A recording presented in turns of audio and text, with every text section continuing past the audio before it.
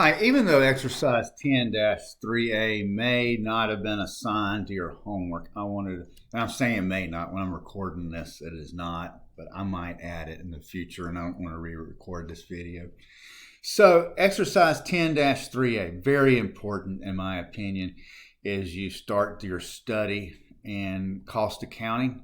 And what this problem does, it asks us to classify cost as a product or a period cost, and it's got SG&A here in the solutions, and that really is a period cost, and that is the easiest way to remember what a period cost is. That is sales, general, and administration. Sometimes you just hear me say S&A or sales and administration, so we'll look at it, but sales involves everything to do with sales, and then administration, that is activities that are associated with people that do not contribute towards the production of the product. If we're talking about manufacturing, so accounting, C-suite. And then, is it an asset or an expense? And we'll talk about that in a second. So really 4 things to do.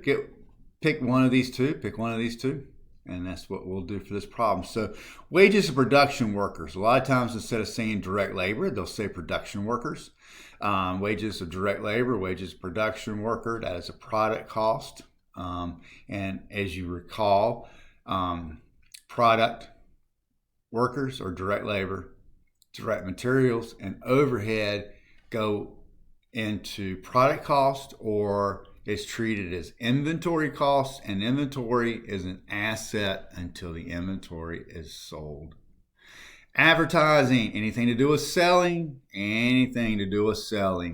SG&A or period costs, and we expense all period costs in the period in which they are incurred. Period costs. Expense them in the period in which they're incurred. They do not go to the balance sheet. They're straight to the income statement. Compare this to production workers of direct labor. Goes to the balance sheet and then hits the income statement when the product is sold. Promotion costs, anything to do with selling, SG&A and expense. Production supplies. I'm going to go a little deeper than saying it's a product cost. It is definitely, it's inventory if we're making stuff, right? Probably an indirect cost, indirect material, so overhead. So product, asset. So again, production supplies is a product cost. It is part of inventory. It goes to the balance sheet as an asset and doesn't go to the income statement until the inventory is sold, and then it's called cost of goods sold. Depreciation on administration. It's the SG&A, the A, administration. As soon as I see administration bill, and I'm done. Period cost expense, depreciation. But compare this to depreciation on manufacturing equipment. Overhead, it's an indirect cost, product, asset. R&D. You know, we could dig into this a little deeper and have a discussion if we were in class. If we change the asset or the allocation base, we probably could come up with... Anyway, we'll just leave it at here. So research and development costs, SG&A. We're going to treat it as a period cost and expense it. Cost to set up manufacturing equipment. So just a little bit of background. Equipment, we buy the equipment, right? But we might have to pay for the equipment to be shipped to us. We might have to pay for the equipment to be set up before we can use it. All those costs are part of equipment. So the cost to set up manufacturing equipment is a product and an asset. Utilities used in manufacturing facility. That is the same thing as depreciation. Utilities used in a manufacturing facility. So when you have a manufacturing facility, whatever keeps the lights on, the depreciation on the building, the depreciation on the equipment, all of that on the manufacturing facility is overhead. If you can imagine, it's like everything that keeps the place running, keeps what's going on there running. So the utilities is a product and asset.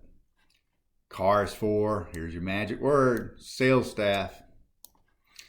So that is a period cost and asset. I just can't say SG&A. It really is a period cost. And I know what the book's trying to do. It would be not pop off this page as much if we have product and period. And I like it, but I'm trying to emphasize the importance of that being a period cost. And we expense period costs. SG&A costs is when, that's not a word, sorry, costs when in the period in which they're incurred. That's why they call period costs, because that's when we expense them, in the period in which they were incurred. All right, so real estate tax levied on the factory product.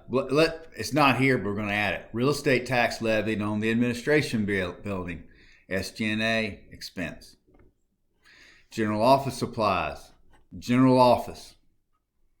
We're talking about an admin building, SG&A asset. Raw materials used in the manufacturing process. That is clearly product and asset. And cost to rent office equipment. Again, we're thinking SG&A or admin building or admin costs, SG&A and expense.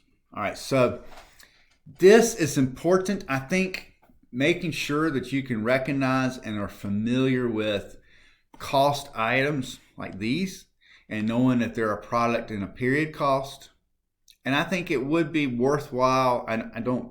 Can't tell you off the top of my head if it is on the test or not, but I think it's worthwhile going the extra step and identifying if they are expensed in the current period, which is a period cost, or as part of a product, or what's also called an inventoriable cost. That's another phrase for product cost or terminology.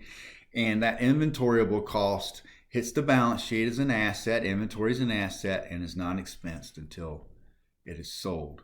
And that's called cost of goods sold. I think that would be a good exercise to always try to also go through.